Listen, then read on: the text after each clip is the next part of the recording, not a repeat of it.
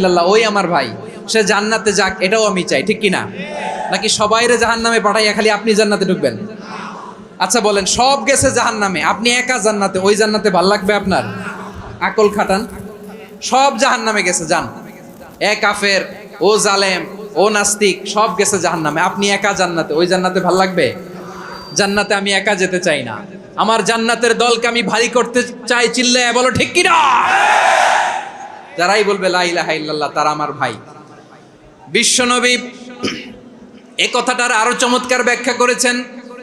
তিনি বলেন, মান সাল্লা সালাতানা ওয়াস্তাকবালা কিবলাতানা ওয়া আকালা যাবিহাতানা ফাযালিকাল মুসলিম লাহু যিম্মাতুল্লাহি ওয়া যিম্মাতু রাসূলিহি ফালা তুখফিরুল্লাহা ফি যিম্মাতিহি।